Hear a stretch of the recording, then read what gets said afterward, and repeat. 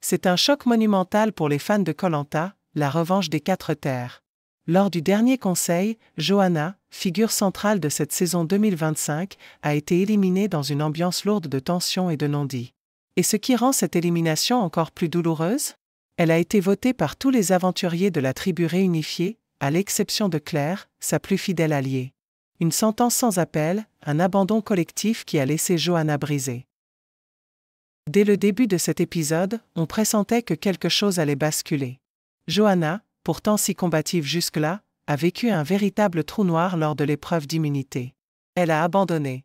Pas parce que son corps ne suivait plus, mais parce que des voix, des regards, des attitudes l'avaient déjà vidée de son énergie. « Je n'ai même pas réagi quand la balle est passée devant moi », avoue-t-elle. « Ce n'est pas moi, dans la vraie vie. » Cette déconnexion soudaine de son esprit combatif a été le premier signe d'une fracture intérieure. Malheureusement pour elle, arriver dernière à cette épreuve signifie recevoir un vote supplémentaire contre soi au Conseil. Et dans un contexte aussi stratégique et divisé, c'est une peine capitale. Johanna le savait, elle allait devoir se battre pour sa place. Chercher un collier d'immunité semblait être sa seule option.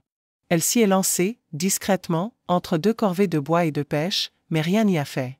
Aucune trouvaille, aucun miracle. Et alors est venu le Conseil. Ce moment où tout se joue dans les regards, les silences, les choix écrits à l'encre noire sur des parchemins. Quand Denis Brognard a éteint sa torche, Johanna a ressenti un effondrement brutal. Le monde s'est écroulé, souffle-t-elle. Mais rapidement, cette douleur s'est mêlée à un sentiment étrange de soulagement, être libérée des manipulations, des stratégies malveillantes et des langues fourchues, notamment celles des ex-Verts et ex-Orange. Pourtant, ce n'est pas une consolation durable. Johanna repense à tout ce qu'elle a apporté au camp. Elle a pêché, ramassé du bois, allumé le feu, porté les sacs, soutenu ses camarades.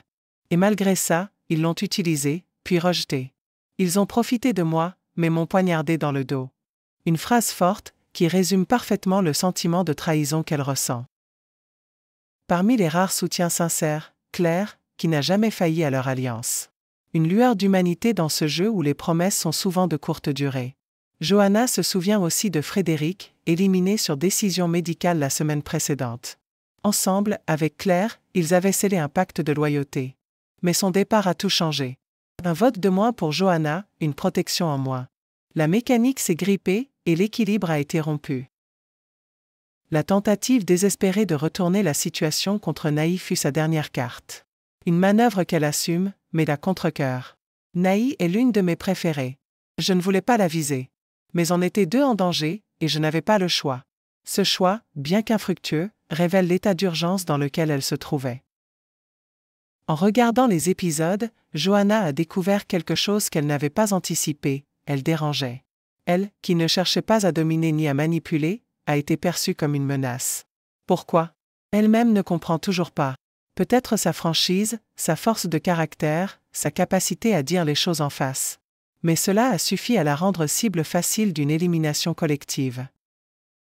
Aujourd'hui, elle ne regrette rien. « Je me suis découverte en mode machine », dit-elle fièrement. « Je ne pensais pas tenir aussi longtemps, avec aussi peu à manger, dans ces conditions extrêmes. » Elle sort de Koh-Lanta transformée, endurcie, mais aussi plus lucide que jamais sur la nature humaine.